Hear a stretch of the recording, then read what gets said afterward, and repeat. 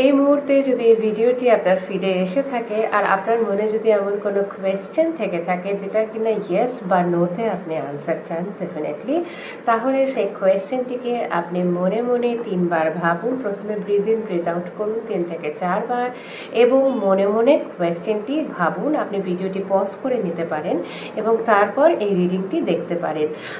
Yes বা নোতেই ভাববেন, যে এরকম ধরনের কোয়েশ্চেনই ভাববেন। ঠিক আছে, চলুন দেখি আপনার রিডিং আপনার জন্য কি আসতে চলেছে।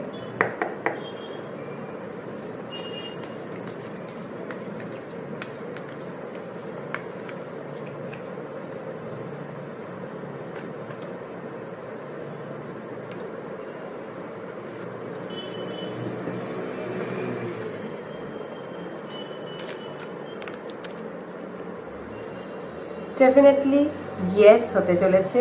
It's yes. ওকে, তো আশা করি আপনি পেয়ে গেছেন আপনার answer. Thank you so much.